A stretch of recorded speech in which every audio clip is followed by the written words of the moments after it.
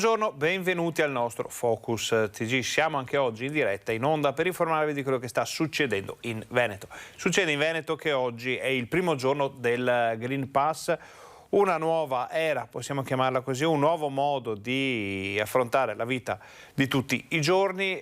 I nostri giornalisti sono tutti sul campo, tutte le nostre redazioni sono impegnate per capire come sta andando questa prima giornata con il Green Pass. Ricordiamo, indispensabile per fare molte cose, per consumare all'interno, al tavolo di ristoranti e bar, quindi naturalmente non vale per i plateatici, non vale per gli spazi aperti, non vale neanche per prendere il caffè al banco, però se si vuole prendere qualcosa seduti al tavolino di un bar all'interno o naturalmente mangiare un boccone in un ristorante, trattoria, osteria, uno qualsiasi dei tantissimi esercizi pubblici del Veneto, bisogna avere il Green Pass, come pure per palestre, piscine, musei, sagre, feste, tantissime cose che vedremo come andrà a finire, perché sappiamo che c'erano molte rimostranze, c'erano anche molte tensioni fra i ristoratori, gli esercenti e chi ha deciso di far partire il Green Pass.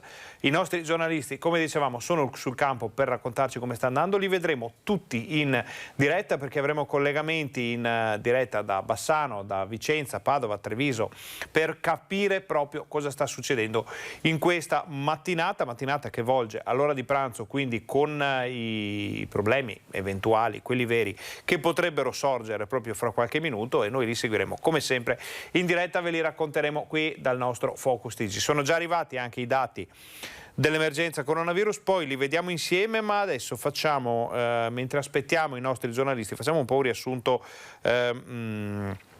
delle puntate precedenti e vediamo le novità sul Green Pass, perché non tutto inizia oggi. Ci saranno tante situazioni che inizieranno fra qualche giorno e fra qualche settimana, scusate, con l'attivazione del Green Pass per le scuole, per i viaggi. Vediamo quali saranno le novità fra qualche tempo. Green Pass per i docenti universitari. Per coloro che dovessero rifiutare il vaccino potrebbero arrivare sanzioni. Sarebbe questa la novità emersa dal confronto tra regioni e governo dopo la cabina di regia chiamata a decidere sull'estensione del certificato verde, che stando alle indiscrezioni non sarà invece obbligatorio per gli studenti universitari, mentre l'intenzione sarebbe quella di applicarlo a tutto il personale scolastico. Governo che ha discusso anche di Green Pass e trasporti. Dal 1 settembre sarà necessario essere in possesso della certificazione anche per salire a bordo dei mezzi a lunga percorrenza, aerei, treni ad alta velocità intercity e traghetti extraregionali. Accordo raggiunto anche per quanto riguarda la capienza, che dovrebbe passare dal 50 all'80% dei posti disponibili sempre per il trasporto a lunga percorrenza, partendo dai treni. Il Green Pass invece non sarà obbligatorio per il trasporto locale e i treni regionali. Intanto questa mattina in Commissione Istruzione del Senato si è tenuta l'audizione del Ministro alla Mobilità Giovannini sulle iniziative di sua competenza in vista dell'avvio del prossimo anno scolastico. In particolare si è discusso dei servizi aggiuntivi e delle disposizioni in materia di sanificazione e igienizzazione dei mezzi. Dunque aziende di trasporto locale pronte in vista del rientro a scuola degli studenti. A settembre saremo pronti per il servizio scolastico nei termini che abbiamo concordato ancora con il prefetto e con il provveditore, e col potenziamento di 30 mezzi che sono a disposizione non abbiamo nessunissimo problema. E nelle ultime ore dal governo sono arrivati anche i tanto attesi chiarimenti chiesti in queste settimane dagli albergatori. I clienti degli hotel che vorranno accedere ai ristoranti e ai bar al chiuso nelle strutture non dovranno utilizzare il Green Pass. Altra importante novità decisa riguarda i vaccinati venuti in contatto stretto con un positivo. Per loro la quarantena sarà ridotta a 7 giorni con tampone a fine del periodo. Resta di 10 giorni invece per i non vaccinati. E sempre oggi il Ministero della Salute ha emanato una circolare relativa alle certificazioni di esenzione alla vaccinazione anti-Covid per consentire l'accesso ai servizi che prevedono l'obbligo del Green Pass a quei cittadini che per condizione medica non possono ricevere o completare la vaccinazione.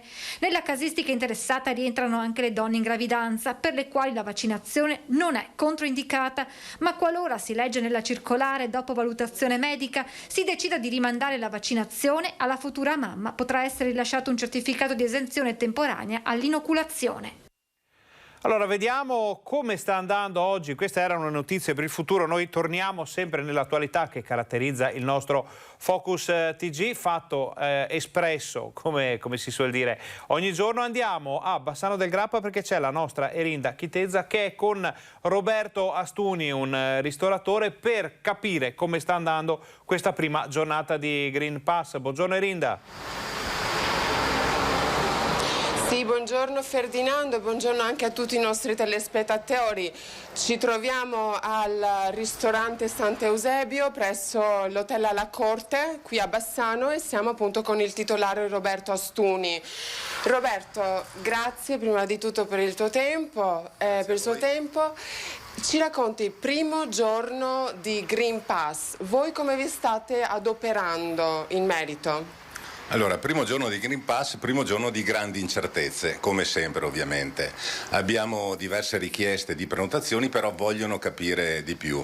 Qualcuno dice che ce l'ha, qualcuno dice ma io ho mio figlio che ha 15 anni non l'ho ancora fatto, quindi non può accedere, insomma tutte queste cose.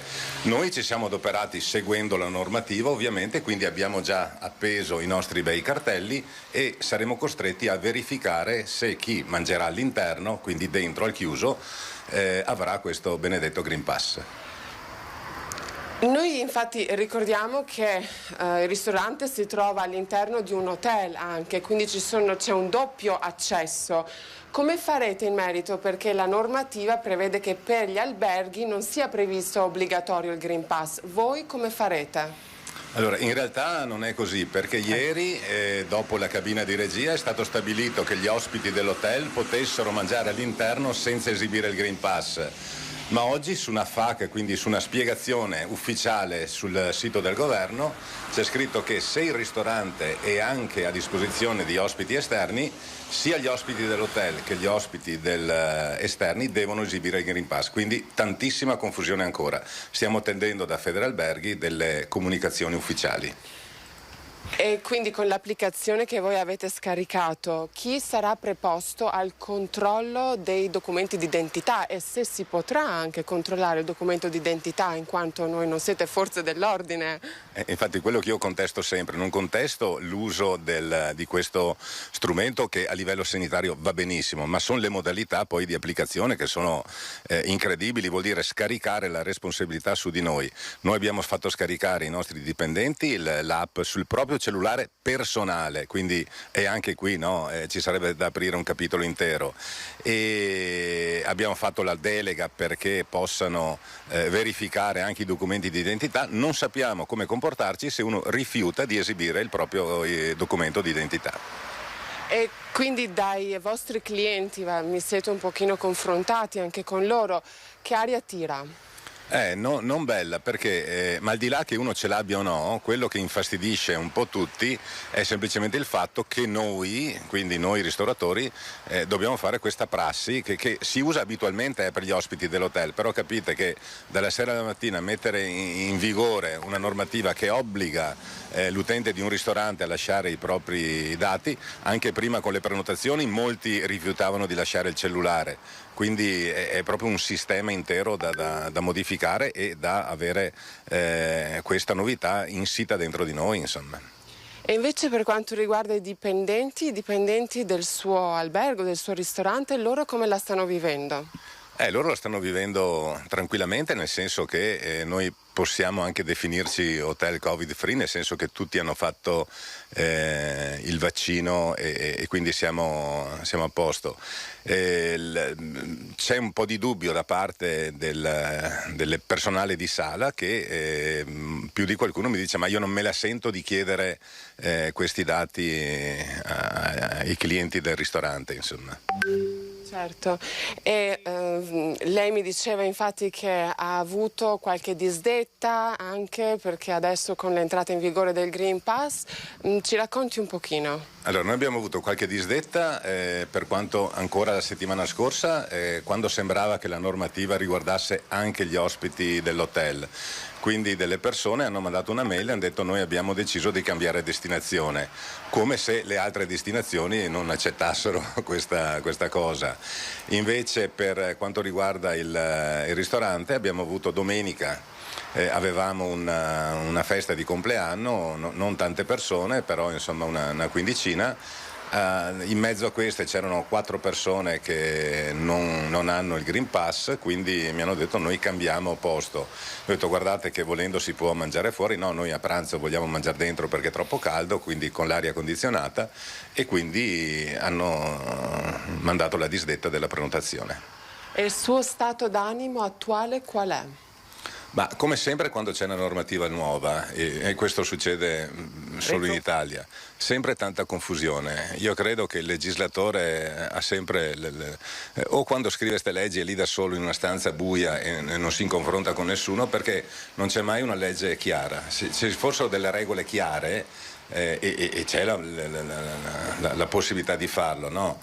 Come ad esempio rendere obbligatorio il vaccino oppure dare la possibilità di un'autocertificazione per il Green Pass, ma questo vorrebbe dire perdere una valanga di voti e sappiamo come funziona, no? Benissimo Erinda, noi Quindi siamo... lei cosa...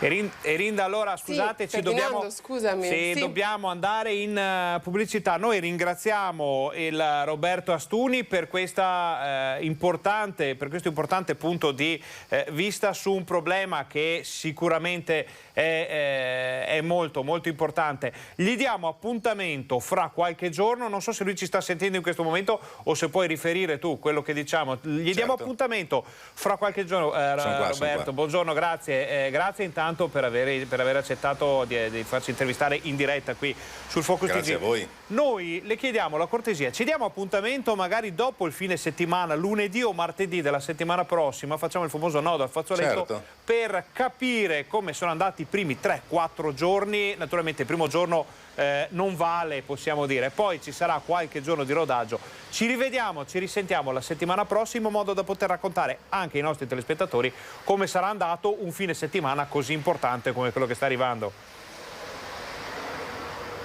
Molto volentieri e grazie a tutti. Noi ringraziamo anche Erinda. Erinda, Grazie.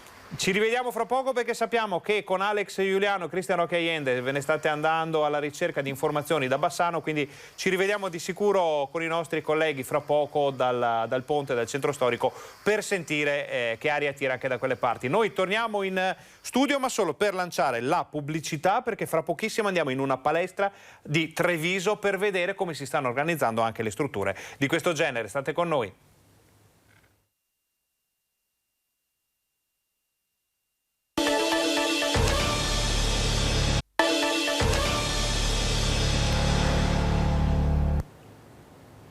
Buongiorno, bentornati al nostro Focus TG. Siamo in onda anche oggi in diretta per informarvi di quello che sta succedendo in Veneto. Abbiamo appena parlato con un ristoratore, in questo caso con un ristoratore di Bassano del Grappa, con Roberto Astuni, figura di riferimento anche per noi dell'informazione per il territorio, per la categoria, che ci ha spiegato che la situazione è davvero complicata per molti motivi legati da una parte e questo lo sapevamo, al fatto che sono ristoratori appunto e non sono esponenti delle forze dell'ordine, quindi andare a chiedere informazioni, documenti, Green Pass, hanno fatto, lui ci ha riferito di aver fatto scaricare l'app sui cellulari privati dei suoi dipendenti, cosa che potrebbe far storcere il naso a qualcuno, anche questa, perché non è chiaro come ci si debba e come ci si possa muovere. Non ci risultano al momento, ma questo ce lo diranno poi i nostri colleghi delle varie redazioni in giro per il Veneto,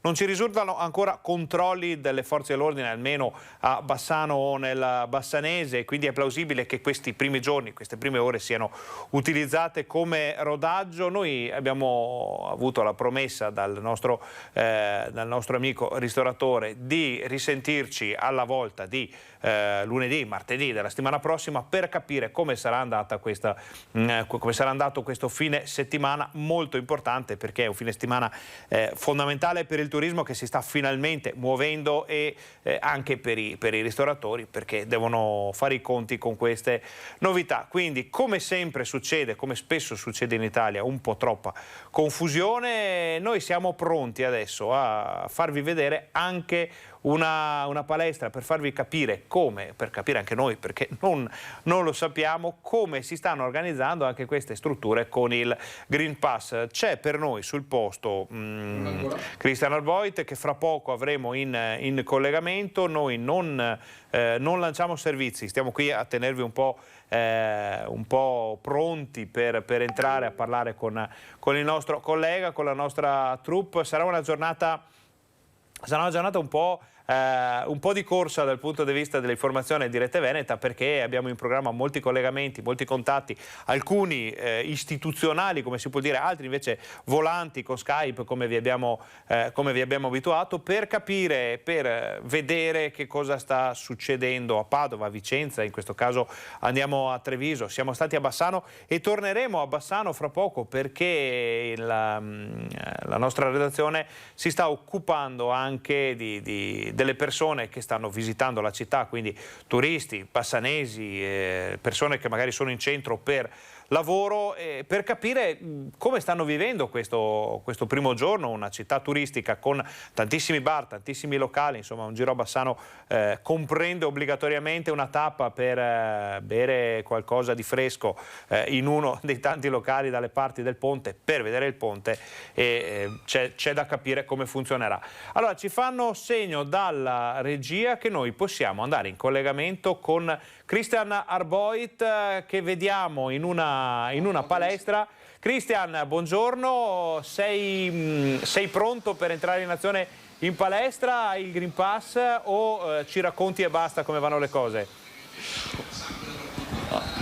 Allora Ferdinando, buongiorno a te, buongiorno ai telespettatori di Rete Veneta. Sono qui con Simone Merlo, ci troviamo in palestra perché le palestre sono tra gli esercizi interessati da questa svolta, da questo cambio di passo del Green Pass. Qui con me ho il mio Green Pass, quindi cartaceo, anche perché il telefonino mi serve per la diretta. Siamo qui al Five Club di Treviso, una delle palestre più note in città, e non solo. Tanti sportivi si allenano in questa palestra, e qui con noi c'è il titolare Alessandro Esposito. Ad Alessandro do il mio Green Pass, vediamo se funziona. È il momento della verità, è la prima volta che lo uso, Ferdinando.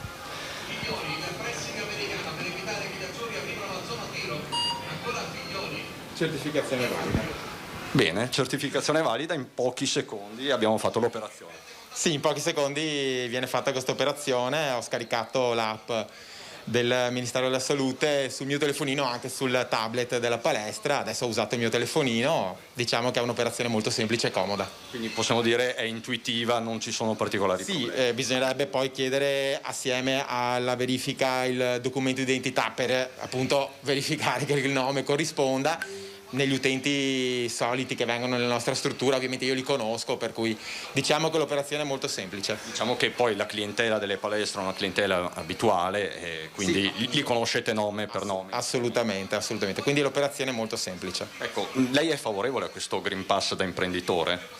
Io personalmente, nell'ambito della mia struttura, cioè quindi parlo per me, assolutamente sì. Io sono favorevole a tutto ciò che ci permetterà di continuare la nostra attività, che ha subito delle chiusure prolungate, diciamo molto faticose da assorbire, da digerire, per cui io punto a rimanere aperto, a poter lavorare, e se questo è uno strumento che me lo permetterà, ben venga. Ecco.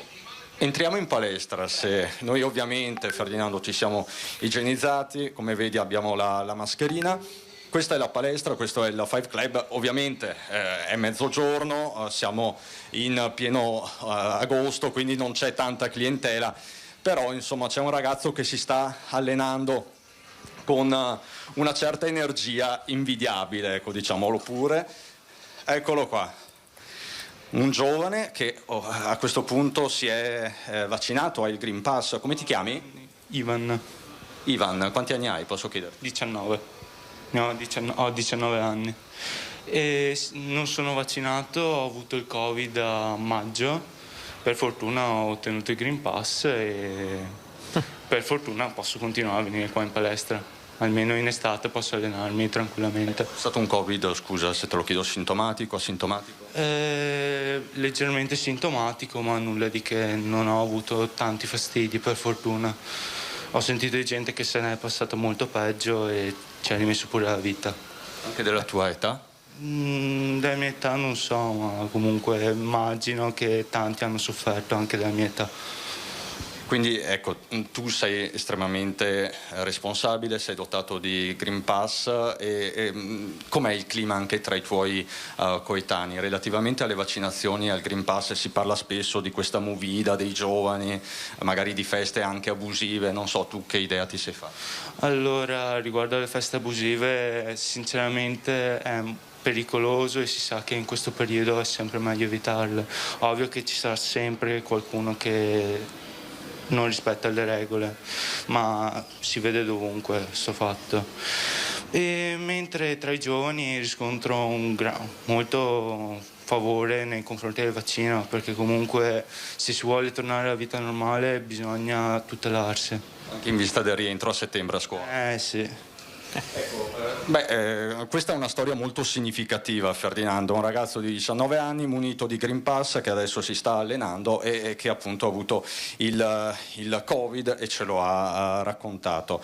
Alessandro Esposito, le palestre dall'8 marzo del 2020 hanno visto una chiusura praticamente permanente, fatto salvo il periodo estivo dell'anno scorso e la riapertura di giugno, quindi da 2 mesi a questa parte. Tra l'altro questo è un periodo di bassa stagione per le palestre, perché le palestre lavorano in autunno e in inverno. Com'è la situazione? Come dicevo prima, la situazione non è semplicissima.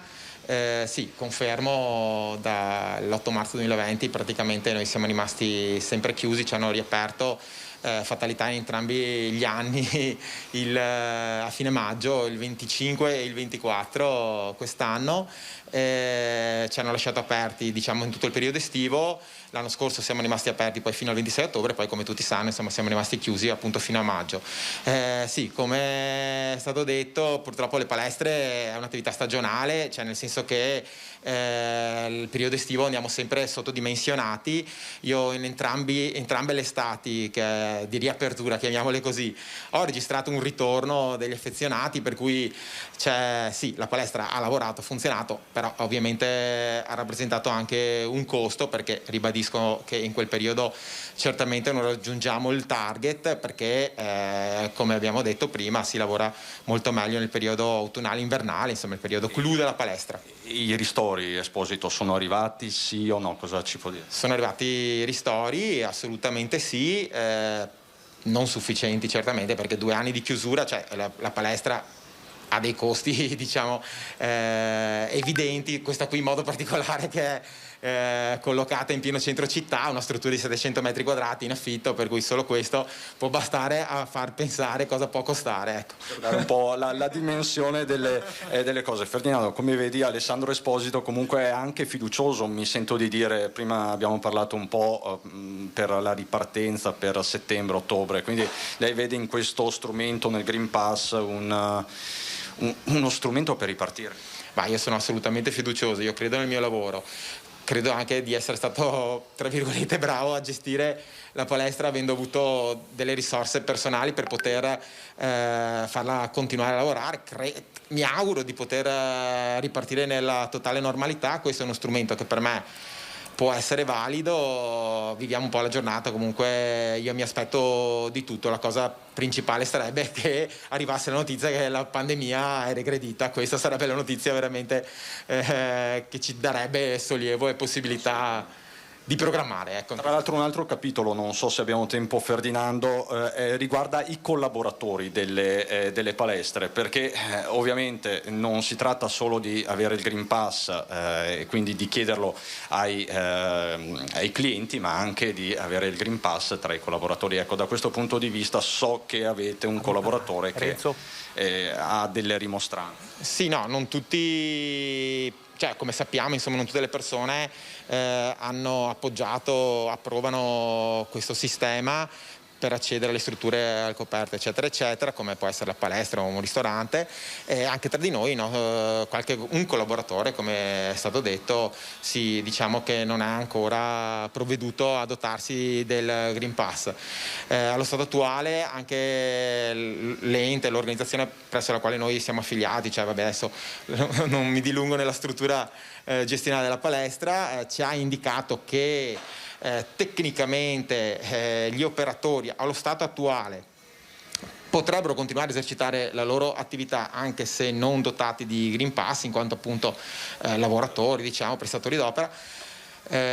Francamente la mia posizione, come anche quella dell'ente, prende anche in considerazione un aspetto etico della faccenda, cioè mi sembra assurdo chiederlo a chi entra e non essere noi dotati, per cui diciamo, se non provvederà a farsi il vaccino, probabilmente noi adotteremo il sistema del tampone. Probabilmente lui opererà magari in una fascia oraria o di una tempistica in cui è coperto dal tampone, e andremo avanti così, anche per permettergli comunque di continuare a lavorare. Comunque da noi la mia posizione è quella di rispettare in toto le normative e le regole. Io non entro nel merito, cioè nel senso che io ho la mia idea, gli altri possono averla loro.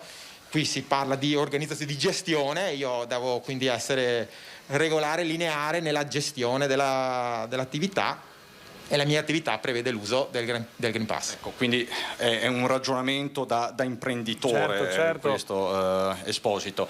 E quindi a questo punto, Ferdinando, se non hai domande specifiche ti restituirei la linea tra let machine, certo, panche e pesi. Certo, se Cristian, comunque voglia di ritornare in palestra adesso, dimmi. E allora immaginiamo, intanto grazie per questo interessantissimo collegamento, perché ci ha fatto capire una realtà che non è nota ai più e che fa davvero comprendere come sia difficile muoversi in strutture che invece fanno riferimento a tantissime persone. Noi ti ringraziamo per questo collegamento, però alcuni telespettatori ci chiedono tramite i nostri messaggi se hai la borsa con te per poi entrare in azione subito dopo, oppure se devi telare e correre in qualche altro luogo per raccontare a noi e alle nostre emittenti questo primo giorno di Green Pass. Devo telare in altri luoghi, perché appunto dopo la palestra io e Simone Merlo abbiamo fatto una certa fatica e quindi andremo in un ristorante, ti posso anticipare questo. Allora anche se dovrebbe essere il contrario. Il contrario, no? certo, ma sono giorni complicati. Noi ringraziamo Cristian Arboit e Simone Merlo per questo interessantissimo collegamento. Torniamo in studio, andiamo in pubblicità qualche istante, ma state con noi perché subito dopo andiamo sul ponte di Bassano per sentire come sta andando da quelle parti.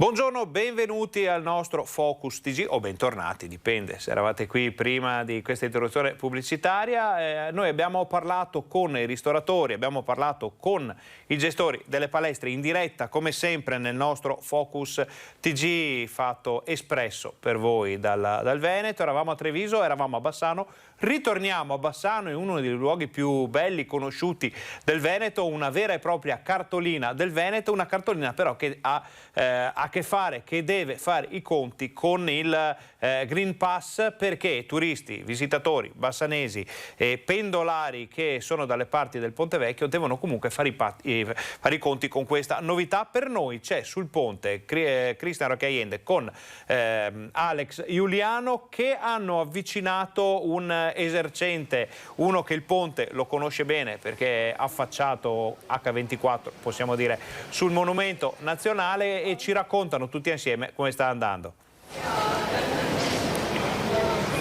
Allora, buongiorno Ferdinando, buongiorno ai nostri telespettatori. Come prima cosa devo dirti che stamattina abbiamo intercettato tantissimi residenti del posto, tantissimi turisti. Ebbene, 3 sono gli stati d'animo che abbiamo registrato: confusione, curiosità e sicurezza. Curiosità perché tantissimi entrano addirittura nei locali, nei bar, semplicemente per controllare che il loro Green Pass sia leggibile o meno. Quindi abbiamo ascoltato effettivamente storie di tanti baristi, tanti esercenti che ci hanno detto beh, speriamo che non sia così, insomma, d'ora in avanti, perché perdiamo più tempo a controllare la validità dei Green Pass piuttosto che, insomma, a servire e a seguire i nostri clienti. Confusione, perché chi se lo è stampato cartaceo, chi invece ha magari avuto qualche difficoltà, ci ha addirittura fermato per avere informazioni in più, perché insomma non è ancora chiaro, ad esempio, se all'interno di un locale, dopo che si è entrati in quel bar ad esempio al mattino, se al pomeriggio l'esercente di turno, il barista di turno, conoscendoti, deve di nuovo chiederti di esibire, insomma, il Green Pass e quindi i documenti. E poi sicurezza perché soprattutto tanti turisti ci hanno detto che questo è un metodo per infondere un po' di tranquillità, per respirare un'aria diversa, per sentirsi effettivamente più al sicuro. Ma come dicevi giustamente tu, siamo qui sul ponte di Bassano e abbiamo con noi Sandro Chiminello della taverna che conosce praticamente a menadito Bassano, la realtà di Bassano, ti interfacci con centinaia di turisti. Come stanno andando le cose in questo primo giorno di Green Pass? Beh, posso confermare quello che hai detto te appena adesso, però da noi pensavo fosse più difficile oggi come esordio del Green Pass. Invece i primi sono stati anche abbastanza veloci, non ci sono stati dei problemi. Qualcuno si inceppa, va bene, dopo, perché noi abbiamo anche un altro, che non è un problema, un altro controllo, perché all'interno da noi c'è anche il Museo degli Alpini, per cui i visitatori, bisogna controllare anche i visitatori, perché non vengono solo per consumare. Tanti visitatori vanno solo naturalmente per visitare il museo, per cui dobbiamo controllare anche loro. Per cui noi baristi siamo una sorta di casellanti, tipo controllare il telepass. Speriamo di andare avanti e che non ci siano intoppi. Ma per voi baristi la fase proprio di controllo va a intaccare la regolare, insomma, attività, vi crea problemi, ritardi, insomma, va a influenzare il regolare svolgimento della vostra attività? Questo sì, perché ti ferma, uno di noi deve per forza controllare, per cui non sei in servizio ma devi solo controllare la persona.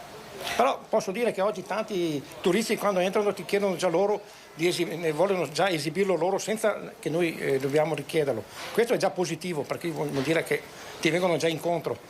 Dopo vedremo, perché oggi sì, c'è gente, ma è il fine settimana, sabato e domenica bisogna vedere. Lì c'è il clou, anche perché i turisti vengono a Bassano, oltre per la bellezza di Bassano, ma per visitare il nostro meraviglioso ponte che è appena restaurato e tutti sono curiosi di venirlo a visitarlo. Ferdinando, oltretutto ti racconto una piccola curiosità, una nota di colore, scene da un matrimonio stamattina qui sul ponte di Bassano. Perché? Perché abbiamo intercettato una coppia, Giulia e Federico, a cui facciamo i nostri auguri di nuovo. Li vedremo nelle edizioni del nostro telegiornale di questa sera. Perché?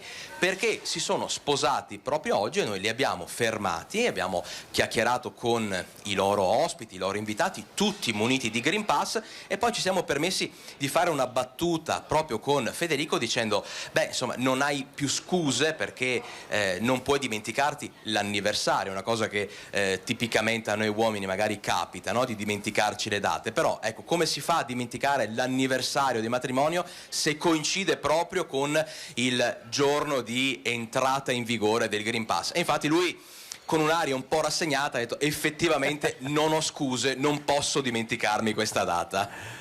Alex, allora intanto non avevamo calcolato questo dettaglio molto importante del museo degli Alpini, e è una cosa assolutamente che Sandro ha fatto bene a ricordare, perché proprio nelle radici del Ponte Vecchio c'è un museo dedicato alla storia degli Alpini. È un museo anche molto interessante, ma anche i musei effettivamente rientrano nella lista delle attività che si possono fare, passateci il termine, solo con il Green Pass, quindi è stato molto interessante questo passaggio con Sandro Chiminello nella doppia veste di esercente e controllore per quanto riguarda, bigliettaio possiamo chiamarlo così, per quanto riguarda il Museo degli Alpini. Allora Alex, noi siamo quasi alla fine di questo collegamento. Intanto ringraziamo il nostro ospite per le sue dichiarazioni, per quello che ci ha spiegato. Salutiamo Sì. Sandro. Grazie.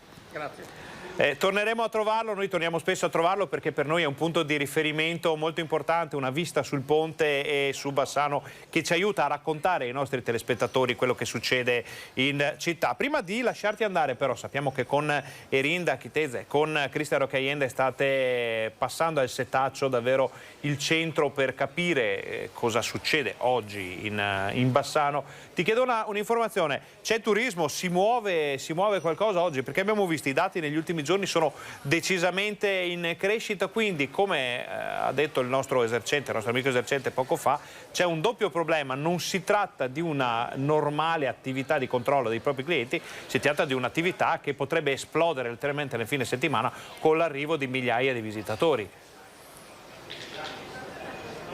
Te lo confermo assolutamente. Stamattina Bassano era molto viva, un cuore pulsante, quello che va dal ponte fino al centro storico, animato da tanti turisti che tra di loro si scambiavano addirittura consigli in inglese piuttosto che insomma con una sorta di traduzione simultanea per spiegare l'uno all'altro come ci si doveva comportare per entrare in un locale, per sedersi, per consumare cibo al chiuso, parlando proprio di Green Pass. C'è turismo, c'è tanta gente e effettivamente il bel tempo, adesso chiedo proprio a Cristian Roccaiende di mostrarci un attimino il paesaggio, insomma un paesaggio sicuramente suggestivo, il bel tempo aiuta, le previsioni dicono che questo sarà un fine settimana di grande afflusso qui in città, insomma un problema ma anche sicuramente un fattore positivo per i tanti esercenti che sappiamo insomma le difficoltà che hanno affrontato e stanno affrontando, quindi è vero che dovranno controllare più persone, ma siamo sicuri che insomma sia uno sforzo che accettano ben volentieri, se questo vuol dire riavere clienti, riavere turisti. Allora, vediamo alle spalle di Alex Giuliano un ponte decisamente vivo, famiglie coi cani, turisti, ciclisti e quindi una Bassano che conferma ancora una volta il suo appeal nei confronti del turismo sia locale che di lungo raggio. Alex, noi vi ringraziamo per questo collegamento. Se ci saranno altre notizie da Bassano, non esitate a contattarci, saremo in diretta fino alle 13:30, le daremo come sempre in diretta per primi ai nostri telespettatori. Noi torniamo in studio con la regia di Renzo Rigon che ci aiuta a inseguire i nostri giornalisti sguinzagliati sul campo per raccontarvi come sta andando questa prima giornata di Green Pass. Vi chiediamo di portare pazienza per qualche minuto, c'è la pubblicità, noi torniamo fra pochissimo.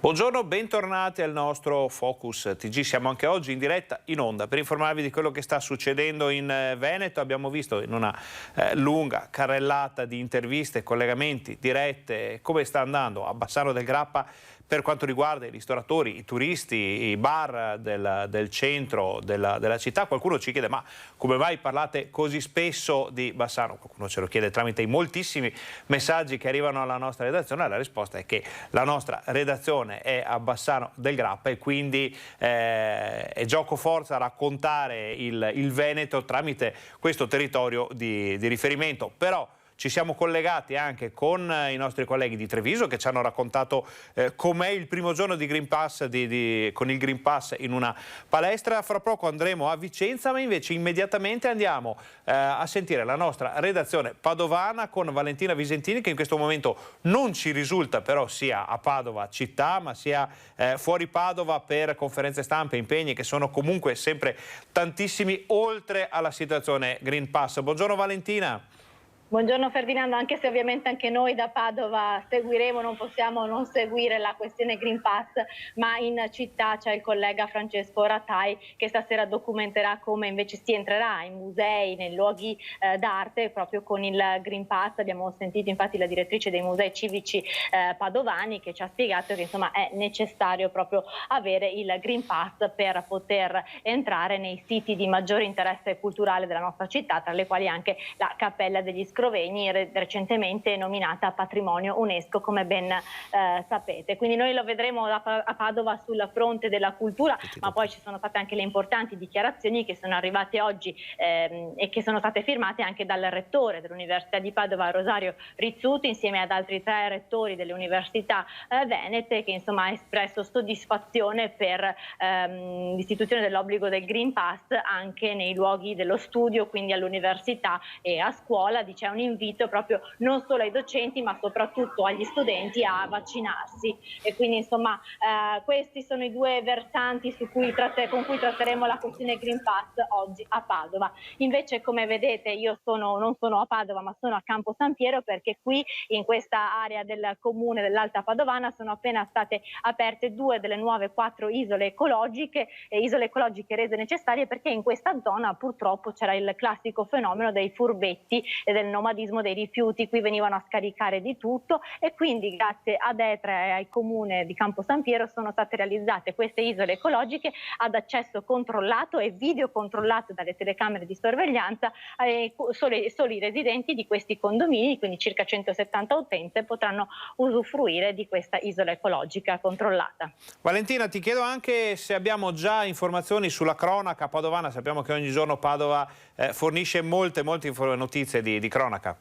Sì, ho una notizia di cronaca e poi anche un aggiornamento sul Covid. Iniziamo dalla cronaca. Per quanto riguarda la cronaca, c'è stato nella notte un incendio in località Ponte Rotto, siamo proprio alle porte di Padova, al confine col comune di Villafranca e Limena, l'incendio di un'abitazione, ci risulta anche una persona ferita che è il proprietario di casa che si trovava all'interno al momento dello scoppio del rogo avvenuto a tarda notte, è stato messo in salvo dai medici del pronto soccorso che l'hanno portato in ospedale, e sul posto i vigili del fuoco che hanno spento le fiamme ora stanno indagando sulle cause. Noi abbiamo già il servizio, lo vediamo subito dopo la fine del nostro collegamento, così faremo vedere anche le immagini ai nostri telespettatori. Ci parlavi di Covid, Valentina? Sul fronte Covid, visto che sono a Campo San Piero, l'aggiornamento è sul gruppo Scout che già avevamo parlato ieri sera nel nostro telegiornale di Padova. C'è un gruppo Scout di Campo San Piero fuori regione e purtroppo 8 ragazzi sono risultati positivi, non faranno l'isolamento nella regione dove si trovano a fare il campo Scout, ma sono stati recuperati dai genitori e quindi torneranno presto a casa per affrontare l'isolamento in famiglia. Sono 8 ragazzi, le cui condizioni di salute comunque sono buone nonostante appunto la positività al Covid. Si tratta dell'unico cluster provinciale per quanto riguarda Padova. E invece c'è un altro dato che riguarda le vaccinazioni. Ieri l'USL ha annunciato che ci sono ulteriori 20.000 posti per il vaccino nella settimana dei vaccini annunciata dal governatore Zaia, 20.000 quelli destinati alla provincia di Padova, quindi chi prenoterà avrà garantito il vaccino Pfizer o Moderna e la vaccinazione sarà entro 7 giorni, quindi in una settimana, con il padiglione 6 della fiera che verrà aperto anche dalle 18:30 alle 22:30. E invece il dato significativo è quello che riguarda le farmacie, perché oggi è circa un mese, è proprio un mese che anche le farmacie hanno iniziato a somministrare i vaccini. Nelle 68 farmacie padovane che hanno aderito alla somministrazione dei vaccini, in un mese sono stati somministrati quasi 2.000 dosi, ovvero 1.956 dosi.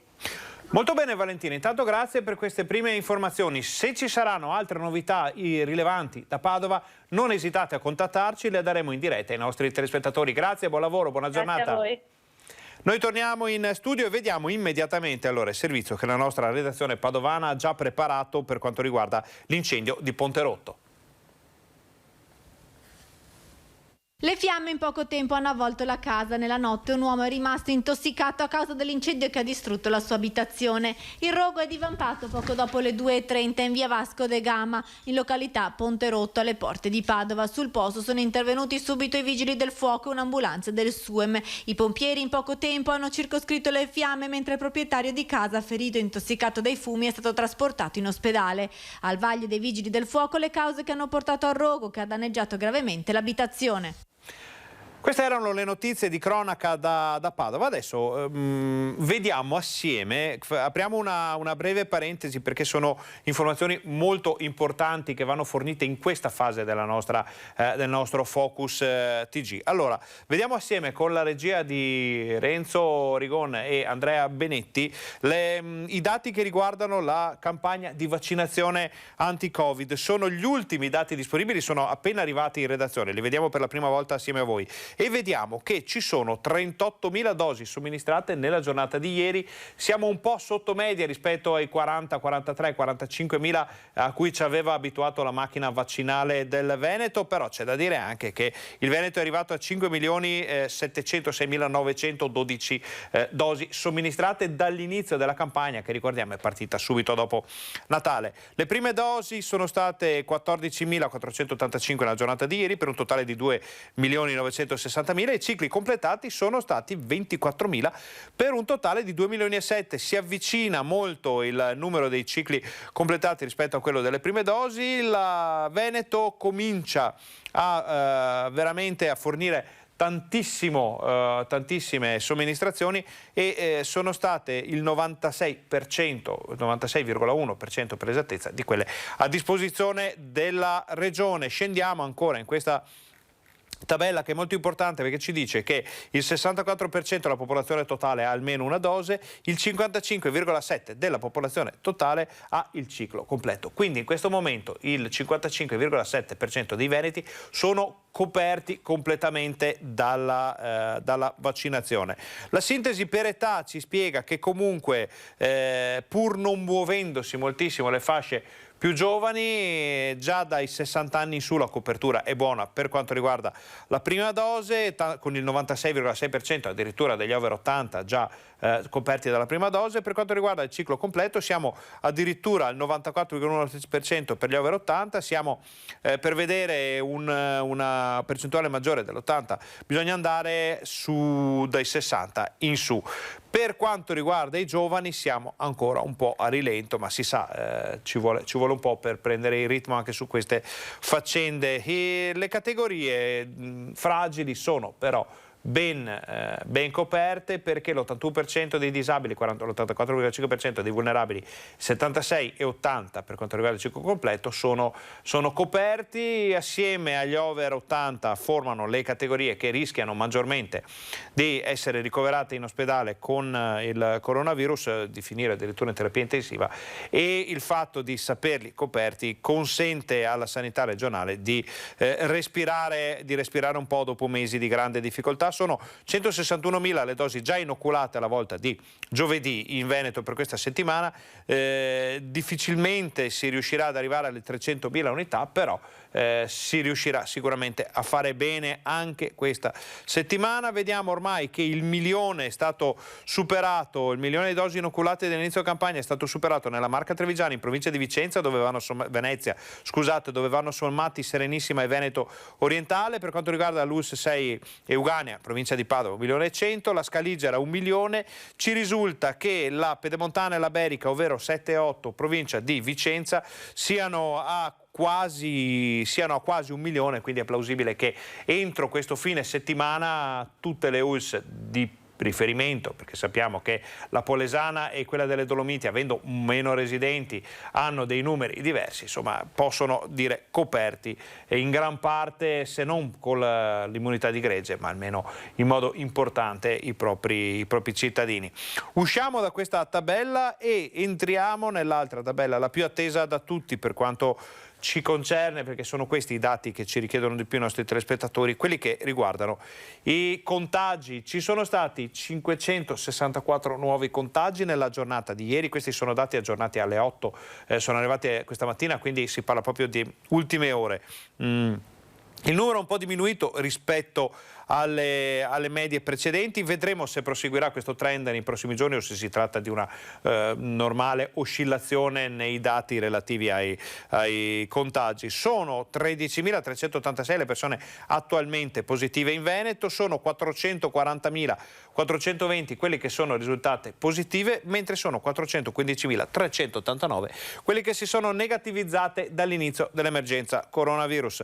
Il dato cumulativo vede 11.645 decessi purtroppo dall'inizio dell'emergenza coronavirus, ma il numero di decessi è decisamente calato negli ultimi giorni, nelle ultime settimane. Nonostante una recrudescenza dei dati puri dei contagi, i decessi sono davvero ridotti al minimo, dovremmo essere a zero anche oggi, ma lo vediamo fra poco. Vediamo invece che sono 175 le persone ricoverate in area non critica, di cui 142 ancora positive, 33 che si sono negativizzate, sono 20 le persone ricoverate in terapia intensiva, di cui 18 positive e 2 negativizzate. Le differenze con i giorni precedenti danno un po' da pensare, perché c'è un saldo positivo di 7 unità in area non critica, c'è un saldo positivo di 3 unità anche in terapia intensiva, quindi vuol dire che qualche ingresso in ospedale c'è stato. Fortunatamente 0 decessi, non sono segnalati morti a causa del coronavirus nelle ultime ore. Queste erano le tabelle importantissime per capire dove sta andando l'emergenza coronavirus qui in Veneto. La cosiddetta manovra tenaglia si compone da una parte di una campagna vaccinale che corre a ritmi altissimi, addirittura adesso sappiamo che sono state implementate le possibilità per tantissime fasce, in tante US è possibile addirittura presentarsi senza prenotazione per avere il vaccino, in altre ci sono slot aperti per giovani e giovanissimi appositamente, quindi questa è un'ala. L'altra ala è quella formata invece dai dati che per il momento, nonostante una crescita nei contagi, ci dicono che gli ospedali comunque reggono egregiamente questa spallata. Non sappiamo se chiamarla quarta ondata o darle un altro numero, perché si sono talmente accavallate tutte le situazioni che anche gli addetti ai lavori stanno un attimo con le braccia sospese. Adesso noi facciamo un'altra pausa pubblicitaria, ma state con noi perché torniamo fra pochissimo, parliamo di Vicenza e naturalmente la nostra informazione arriva fino alle 13:30.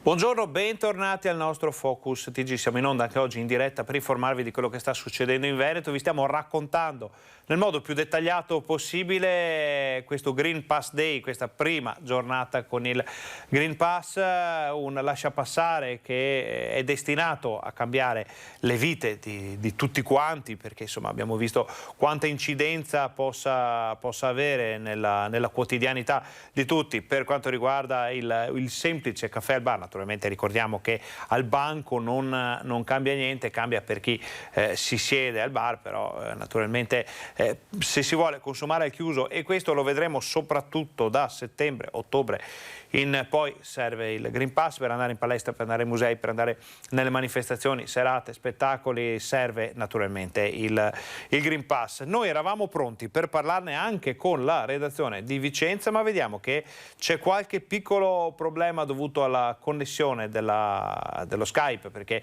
alcuni collegamenti li facciamo via Skype espressi proprio per poter essere sul posto, per poter essere dove la vita di questo Veneto corre sempre con gran foga. Abbiamo la nostra Gabriella Basso, cerchiamo di capire cosa sta succedendo prima di mandare un servizio. Ora vediamo che si è disconnessa. Noi vi teniamo un attimo qui con noi per capire subito, andare subito a parlare con la nostra collega. Abbiamo visto i dati pochi istanti fa, i dati che riguardano l'emergenza coronavirus in Veneto, e abbiamo visto che comunque la campagna di vaccinazione corre davvero in modo molto molto veloce verso quella che viene definita dagli addetti ai lavori, dalle autorità e dalle istituzioni come l'immunità di gregge raggiungibile già a settembre. Abbiamo visto anche che i dati sono più alti per quanto riguarda l'emergenza, quindi con più contagi, però gli ospedali per il momento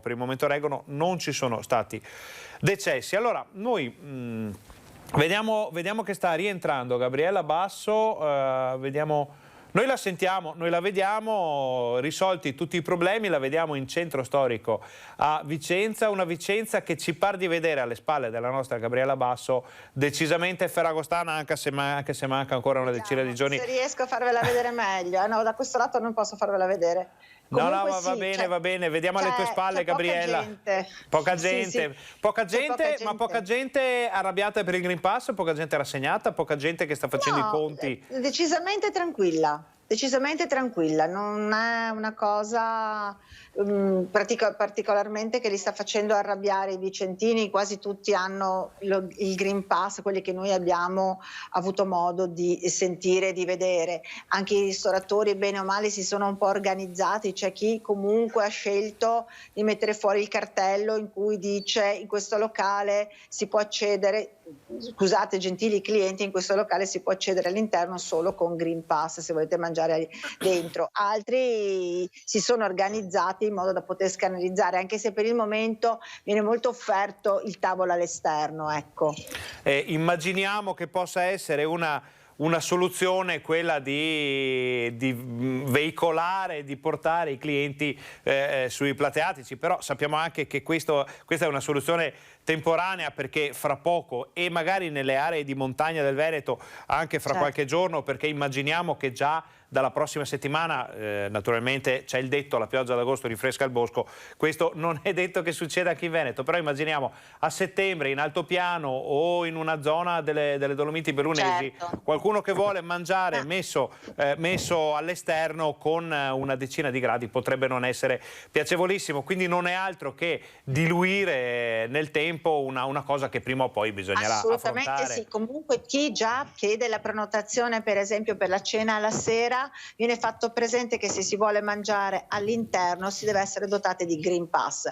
Poi rimane sempre un po' il modo di come controllare, ecco, diciamo, questa cosa, però già mettono gli stessi ristoratori, a chi prenota e alla gente, fanno già presente questa questione, quindi un po' si affidano alla coscienza della gente e magari perdono anche qualche cliente, ma di fatto già mettono le mani avanti. Per quanto invece riguarda la questione controlli, per il momento non è previsto un vero e proprio controllo serrato già il primo giorno, ecco, possiamo dire così. Poi potrebbero esserci dei controlli di iniziativa da parte delle forze dell'ordine, magari in certe situazioni, in certi posti magari dove già si sa che ci sono ristoratori un po' riottosi, possiamo definirli così, ma per quanto riguarda il centro storico di Vicenza sono tutti molto ligi. Gabriella, abbiamo già notizie di cronaca da Vicenza, dal territorio? Beh, intanto abbiamo la notizia che sono tornati i vandali in città, nel senso che già nei giorni scorsi era apparsa la notizia di alcune macchine che erano state vandalizzate con delle scritte spray sul cofano, sulla fiancata. Stanotte di nuovo questi vandali sono tornati in azione, hanno danneggiato 5 auto nel parcheggio di un supermercato. La polizia sta lavorando con le telecamere di videosorveglianza per individuare ovviamente gli artefici. E poi parleremo questa sera anche di allarme a cattoni, perché stanno diventando sempre più insistenti, sempre più che non bastano più 50 centesimi, si arrabbiano se non gli si viene dato qualche soldo in più. Tutto parte da un'interpellanza del consigliere di minoranza Colombara, a distanza di un anno la stessa interpellanza che ripropone lo stesso problema, perché anzi si è acutizzato. Gabriella, la nostra redazione di Vicenza, voi dalla redazione di Vicenza avete un contatto ormai quotidiano molto forte, molto vivo con i quartieri. Negli ultimi giorni abbiamo raccolto tantissime segnalazioni che ci arrivano dai quartieri vicentini, poi le segnalazioni ovviamente si allargano e vanno anche nel resto della provincia, segnalazioni che portiamo all'attenzione di chi di dovere, il sindaco, l'assessore, le autorità competenti, per cercare, se non di risolvere, ma almeno di dare una mano. Bolle qualcosa in pentola anche nei quartieri oggi? Oggi no, oggi stiamo lavorando su altro fronte, perché la questione Green Pass è quella più importante, e tra l'altro stiamo anche lavorando per sapere qualche numero su quello che è stata, diciamo, il click night di stanotte giovedì su oggi per la cosiddetta vaccinazione, la fast week o last minute vaccinazione, e quindi stiamo lavorando su questo fronte. Però ieri abbiamo dato in onda un servizio su una segnalazione da parte di una cittadina che ci parlava di una fermata dell'autobus focus pericolosa e quindi abbiamo fatto questa segnalazione, abbiamo già chiesto all'assessore di darci una risposta, non è in città. Però siamo d'accordo che già domani lo incontreremo e valuterà la situazione. Un po' l'incubo degli assessori inseguiti per avere risposte. Naturalmente i cittadini chiedono, a volte, non è il caso di Vicenza ovviamente, non sempre, però i cittadini non riescono a parlare con le istituzioni. Noi diamo una mano con il megafono di Rete Veneta, ampliamo la portata della voce dei cittadini.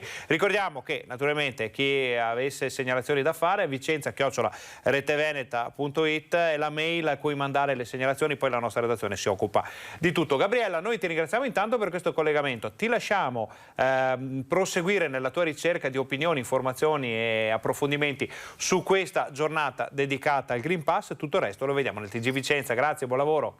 Grazie, buon lavoro a voi.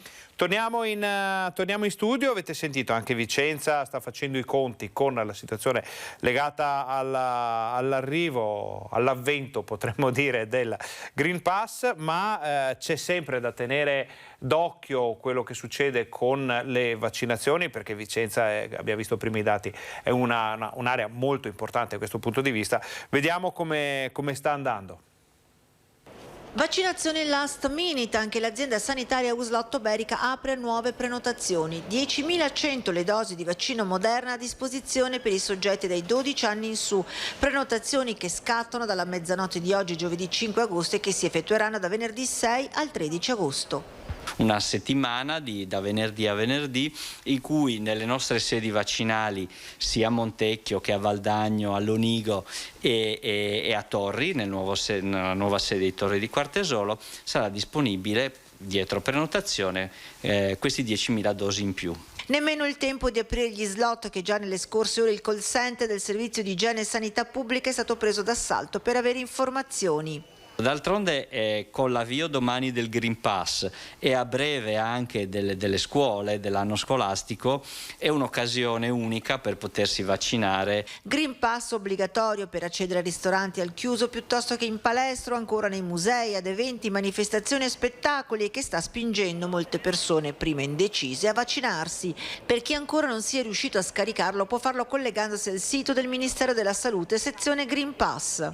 Può collegarsi direttamente, inserire le cifre della tessera sanitaria e tentare la rigenerazione del proprio codice. Macchina vaccinale dell'Uslotto nuovamente lanciata ad intercettare giovani, 30.000 quelli ancora da vaccinare tra i 12 e i 19 anni e 22.000 tra i 20 e i 29, e meno giovani, 18.000 quelli tra i 50 e i 59 anni. In aumento intanto anche i numeri di tamponi eseguiti. Solo nella giornata di mercoledì 4 agosto sono stati oltre 2.500, con 21 nuovi casi positivi. C'è un aumento di richiesta, un po' perché rilasciano comunque il Green Pass veloce, valido 48 ore. C'è però anche un aumento rispetto a tutti i rientri all'estero. Vediamo ora la situazione delle vaccinazioni e le possibilità, le prospettive per i prossimi giorni per quanto riguarda la provincia di Padova. Sono 20.000 circa i posti messi a disposizione per i cittadini della provincia di Padova dalla mezzanotte di giovedì 5 agosto per le vaccinazioni anti-Covid nella cosiddetta settimana Fast Vax annunciata nelle scorse ore dal governatore Luca Zaia, e che garantisce un appuntamento per la prima dose di siero Pfizer o Moderna entro 7 giorni.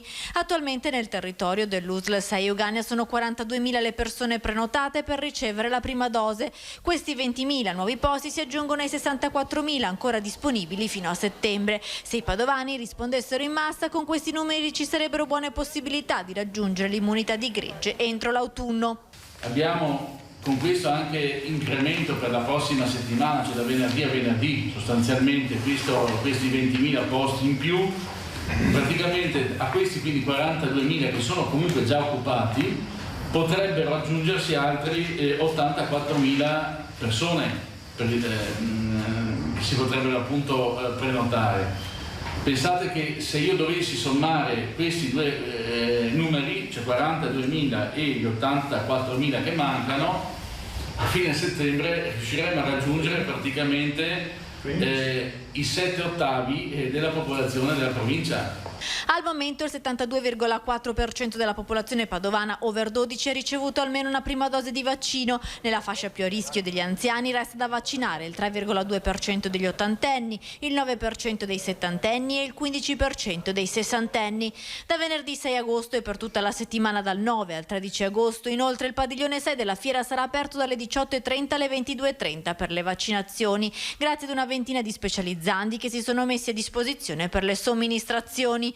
Ovviamente serve la prenotazione per accedere al sito vaccinale.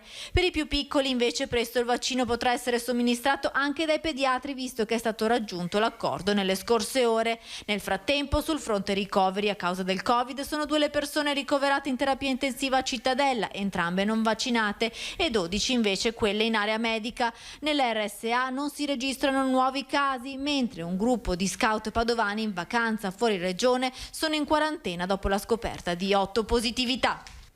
Per quanto riguarda l'ULSS 7, Pedemontana, Bassanese e Altopiano dei 7 comuni, ci sono 8.000 nuovi posti a partire da oggi. L'ULSS 7 Pedemontana pesta sull'acceleratore dei vaccini con 8.000 nuovi posti nelle agende fino al 13 agosto, distribuiti fra i centri di Bassano, Schio e Roana. Di questi circa 2.000 sono dedicati ai giovanissimi tra i 12 e i 18 anni, mentre i rimanenti sono destinati agli utenti tra i 19 e i 59 anni. Inoltre, per favorire ulteriormente l'adesione alla campagna di vaccinazione da parte delle fasce di età più a rischio, a partire da domani per gli over 50 è previsto l'accesso diretto nei centri di vaccinazione di Bassano, Schio e Roana. Per questo importante gruppo di cittadini del Bassanese e dell'Altopiano non sarà più necessario prenotarsi online. I nuovi posti saranno disponibili sul portale online per la prenotazione a partire dalla mezzanotte di oggi, ma non c'è alcun rischio di click day. Complessivamente, infatti, sono ben 47.800 i posti disponibili fino all'8 settembre. L'azienda sanitaria ricorda inoltre che per situazioni particolari, come la residenza in altra regione o all'estero, è possibile prenotarsi anche tramite call center regionale al numero verde 800 462 340. L'obiettivo è quello di mettere in sicurezza la popolazione in previsione di settembre, con la ripresa della scuola e il ritorno dalle ferie, per scongiurare una nuova ondata autunnale. Complessivamente in ULSS 7 Pedemontana sono già state somministrate oltre 406.000 dosi e vaccinate più di 229.000 persone con almeno una dose, ovvero il 69% del totale. Di queste, circa 185.000 hanno già completato il ciclo di vaccinazione. Cambiamo argomento, chiudiamo la pagina dedicata al coronavirus, ai vaccini, ai tamponi, al Green Pass. Insomma, avremo tempo di parlarne sia nei nostri telegiornali di questa sera che nelle edizioni dei prossimi giorni, vista l'importanza dell'argomento. Parliamo anche di economia, perché il Veneto, almeno parte del Veneto, ha ricominciato a correre. Nel secondo trimestre 2021 l'attività industriale di Padova e Treviso supera i livelli pre-pandemia. Tra aprile e giugno la variazione della produzione è stata del più 39,1% rispetto allo stesso periodo dell'anno precedente, minimo della crisi, e del più 9,9% rispetto al 2019. L'analisi è quella di Assindustria Veneto Centro, che punta i riflettori anche sui settori che hanno permesso questo record produttivo. Il ritorno importante della domanda interna, più 47,4%, e della corsa all'export, più 61,8% rispetto al 2020, soprattutto extra UE. Il balzo degli ordini sia interni che esteri anticipa che tale contributo continuerà anche nei mesi estivi. L'accelerazione si legge anche nei dati sul lavoro. Il secondo trimestre consolida il segno positivo. Oltre metà delle imprese assumerà nei prossimi 6 mesi. Un trend riconosciuto anche da Confapi. C'è un'area da boom economico in qualche modo. E voi forse sapete che io sempre ho detto, sono sempre molto positivo. Le previsioni di crescita del PIL nazionale, che erano più o meno al 4%, ora arrivano come previsione almeno a superare il 6%. Nonostante l'eredità pesante della pandemia, dichiara Leopoldo Destro, presidente di Assindustria Veneto Centro, il sistema produttivo di Padova e Treviso ha ripreso a marciare con ritmi senza precedenti anche nei mercati esteri. Alla luce dei dati possiamo finalmente dire che la produzione industriale è tornata oltre i livelli pre-pandemia, ma non dobbiamo abbassare la guardia. Preoccupano nuovi rischi legati alle possibili varianti del contagio e altri fattori di incertezza, su tutti i rincari insostenibili e in alcuni casi la carenza di materiali. Gli fa eco Carlo Valerio, secondo il quale il costo delle materie prime da un lato e la carenza di personale qualificato dall'altro potrebbero frenare questa crescita. Se questo balletto delle materie prime, visto che noi siamo tutti trasformatori, quindi usiamo materie prime, non verrà controllato e calmierato da regole nazionali o sovranazionali, potrebbe rischiare di compromettere la ripresa, la quale per tutti gli altri fattori ci sarebbe. Per chi è in difficoltà invece, per le imprese, le aziende, in difficoltà a causa della crisi causata dall'emergenza coronavirus, ci sono comuni che danno vita a iniziative molto particolari, come quello di Romano Dezzelino. Un nuovo bando a fondo perduto da parte del comune di Romano Dezzelino, 60.000 euro a disposizione. Le domande sono partite dal 19 luglio e si potranno fare fino al 13 di settembre. È un bando rivolto soprattutto a quelle attività che più a lungo sono rimaste chiuse, quindi parliamo di bar, ristoranti, settore ricreativo, settore sportivo, e il fondo perduto va da 500 a 2.000 euro in base al numero di addetti. Non c'è più il numero di massimo di addetti e quindi è, diciamo così, aperto a tutte le aziende del comune di Romano Dezzelino. Un pacchetto di interventi confezionato dopo aver ascoltato le realtà imprenditoriali che continuano a dimostrare resistenza, coraggio, voglia di ripartire e lavorare. Per noi è una grandissima sfida e opportunità, quello di fare squadra con tutti gli attori che sul territorio creano valore e danno sicurezza, in questo caso alle imprese, è un modo per ridare fiducia a noi come amministrazioni che danno un supporto alle aziende e ai cittadini, che di fondo sono loro che beneficeranno sia con il lavoro che con quello che è la possibilità di andare a comprare nel territorio presso aziende che restano vive. Questo è il nostro obiettivo. Ci sono però anche situazioni che secondo i sindacati vanno messe un po' più nel mirino, sotto la lente di ingrandimento, perché si potrebbe pensare che tantissime persone possano finire sfruttate dal caporalato, soprattutto nel mondo agricolo. Noi abbiamo calcolato attraverso l'osservatorio Placido Rizzotto, che è l'osservatorio nazionale della FLAI CGIL, che i lavoratori assoggettati a rischio sfruttamento e caporalato oggi in tutto il Veneto ammontano a circa 3.000 lavoratori, tenendo però bene a mente che la platea è molto più ampia se consideriamo anche il lavoro nero-grigio che purtroppo esiste anche nel nostro territorio. In Veneto il fenomeno del caporalato e dello sfruttamento lavorativo in agricoltura non è né marginale né isolato. Anzi, la denuncia della FLAI CGIL è che sia in crescita. Il settore vale quasi 6 miliardi e mezzo di euro e occupa 75.000 persone, tra cui 61.000 stagionali.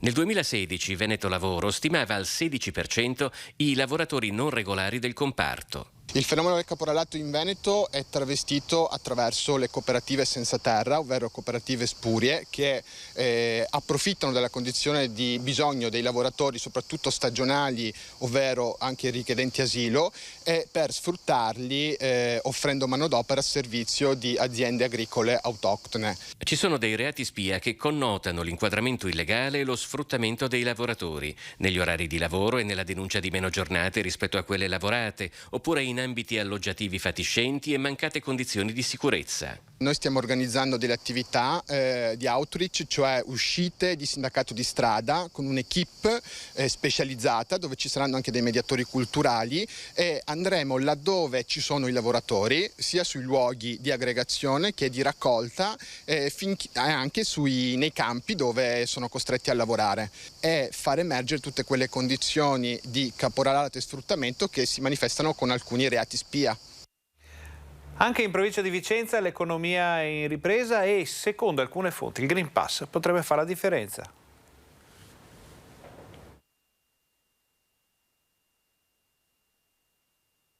Dalla meccanica al mobile, il mondo dell'economia vicentino parla di ripresa. I dati elaborati dal secondo trimestre vedono tutti gli indicatori mostrare un segno positivo, non tanto e non solo rispetto ad un 2020 sostanzialmente fermo. Il paese era in lockdown, ma rispetto alla pre-pandemia, ovvero al 2019. Più 34% è il dato significativo che parla di un Veneto e un Vicentino vocati all'export e che oggi vede la performance migliori.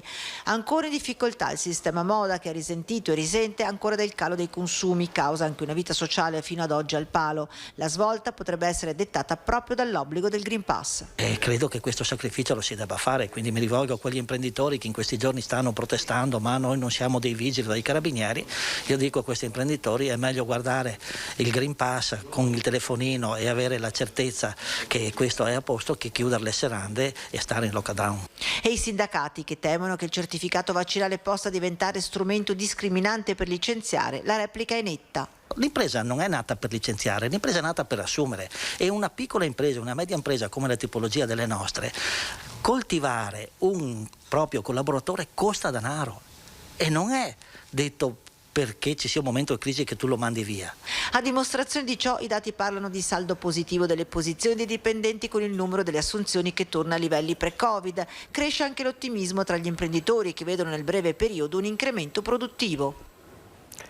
E per quanto riguarda la produttività, arrivano interessanti notizie anche sul versante di quello che può essere l'approvvigionamento elettrico, diciamo. È stato autorizzato dal Ministero della Transizione Ecologica l'elettrodotto da 132 kW fra Marostica e Bassano. L'opera, per cui Terna investirà 12 milioni di euro, aumenterà la resilienza della rete elettrica nell'area. Il nuovo elettrodotto, completamente interrato, avrà una lunghezza complessiva di 8 km. 5 km e mezzo saranno nel comune di Marostica e il restante in quello di Bassano del Grappa. Inizierà da subito la fase della progettazione esecutiva dell'opera. Parallelamente saranno avviate tutte le attività per l'apertura dei cantieri, che coinvolgeranno 10 imprese e 50 fra operai e tecnici. A Borgorico invece arriva la casa dello studente. A Borgorico sorgerà la Casa dello Studente. Il sindaco Alberto Stefani ha annunciato che l'amministrazione sta lavorando ad un progetto per ampliare le strutture a disposizione di studenti e giovani. La volontà è quella di creare un polo di strutture, una cittadella dello studente dedicata allo studio, al co-working, con postazioni per giovani laureati che hanno iniziato un percorso lavorativo. In questi mesi l'Aula Studio Comunale ha registrato migliaia di ingressi e così il sindaco ha deciso di potenziare il servizio. Parliamo ora di politica, perché le nomine di Etra, Multiutility, suddivisa fra Alta Padovana e parte del Vicentino, hanno creato qualche malumore nella politica regionale. La nomina di Flavio Frassona alla guida di Etra mette d'accordo tutti i comuni, ad eccezione di Rovolon, ma questa scelta tra le forze politiche rischia di far scricchiolare storiche alleanze. La scelta di Frasson, ex sindaco di Borgorico, ex presidente Ater e nome di peso delle forze di centro, piace tanto alla Lega e mette d'accordo anche il PD, ma non Fratelli d'Italia, alleato naturale del Carroccio nella centrodestra. Fratelli d'Italia è in questo momento il primo partito in Italia e quindi anche il primo partito del centrodestra, e quindi sicuramente per chi crede in futuro in un centrodestra unito e vincente, di questo si deve tenere conto. Per l'onorevole Ciro Maschio, coordinatore provinciale di Fratelli d'Italia, la nuova governance della Multiutility doveva cercare maggiormente il cambiamento. Non faccio valutazioni sulle persone e sulle singole nomine o aziende. Per quanto riguarda Etra faccio un'altra considerazione, e cioè che è stata persa un'occasione importante di cambiamento. Parole chiare che dovrebbero far riflettere la Lega anche in vista degli appuntamenti elettorali. Se a Roma il Carroccio si trova sullo stesso fronte del PD sostenendo il governo Draghi, mentre Fratelli d'Italia è l'unica all'opposizione, sul territorio tradire storiche alleanze rischia di far perdere voti. Se la Lega preferisce vedere un futuro con il PD anziché con gli alleati storici di Fratelli d'Italia, penso che avrà un problema la Lega col suo elettorato. Noi siamo per un centrodestra unito, che è quello che vogliono gli italiani e quello che vogliono i veneti, quello che vogliono i padovani. Chi vuole fare inciucci col PD anziché stare nel centrodestra probabilmente perderà elettori nei prossimi anni. Ci arriva ora una nota dall'ANSA in cui si parla delle prime tensioni per quanto riguarda il Green Pass a scuola. Sul Green Pass per il personale scolastico, dice la nota, il governo si è mosso in termini discutibili per alcuni aspetti inaccettabili, non tanto per la scelta in sé quanto per le ricadute che ne discendono sulle condizioni di lavoro del personale, su cui il confronto con le parti sociali è assolutamente doveroso e irrinunciabile. Le misure previste per chi non ha Green Pass Pass rispondono a una logica che definirei di giustizia sommaria francamente inaccettabile. A dirlo è Maddalena Gissi, segretario CISL Scuola, che chiede un ripensamento al governo. L'impressione, dice la CISL, è che stia prevalendo un'esigenza che viene definita più di immagine che di sostanza. Quindi nel giorno dell'avvio del Green Pass per parte della quotidianità di ognuno di noi, arrivano già le prime polemiche su quello che sarà il secondo step, il prossimo passo di questo lasciapassare vaccinale, che a settembre dovrebbe coinvolgere, ormai sembra deciso tutto, tanti altri aspetti come la scuola, come i viaggi, come i trasporti. Quindi agosto sarà un mese caldissimo, non solo dal punto di vista meteorologico, ma anche dal punto di vista delle trattative con il governo per le novità del Green Pass. Chiudiamo con la sperimentazione di un bus elettrico a Padova.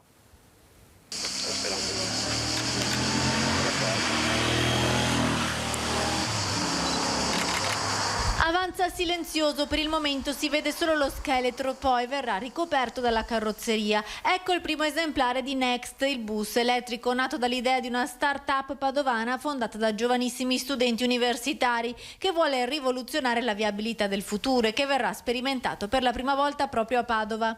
Il futuro è sicuramente un veicolo elettrico, sicuramente un veicolo, speriamo, modulare, cioè un veicolo da capacità variabile che permetta anche alle persone di muoversi tra un mezzo e l'altro, quindi prendere destinazioni diverse durante il viaggio, e la guida autonoma sarà probabilmente un passo successivo, soprattutto in base alle normative, perché il freno principale sono le normative che in questo momento ci obbligano ad avere un volante, dei pedali e a guidarlo noi per il momento. Next è un modulo simile a un minibus che può ospitare al massimo 10 passeggeri, ma a questo modulo se ne possono attaccare fino ad un massimo di 5 per consentire un interscambio di passeggeri. Si alimenta a batterie con un'autonomia di al massimo 300 km. L'idea è venuta a Tommaso Gecchelin, studente di fisica e poi di disegno industriale, che voleva ottimizzare il traffico di mezzi e persone nella città.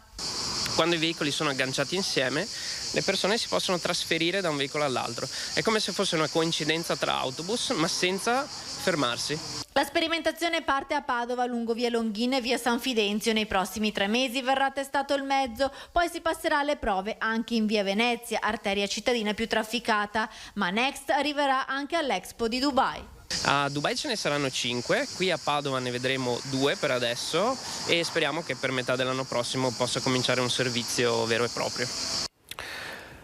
Guardando l'ANSA non ci risultano notizie dell'ultimo minuto, sicuramente qualcosa succederà nella giornata di oggi, qualcosa che noi vi racconteremo nei nostri telegiornali TG Bassano, TG Vicenza, tutti gli altri telegiornali delle nostre emittenti questa serata. Domani torneremo a raccontarvi la realtà di questo Veneto, alle prese con il Green Pass, alle prese con una ripresa economica, alle prese con una campagna vaccinale sempre più importante, grazie al Focus TG, grazie alla nostra informazione. Vi ringraziamo per essere stati con noi, ringraziamo Renzo Rigone e Andrea Benetti per la regia e vi auguriamo un buon pomeriggio.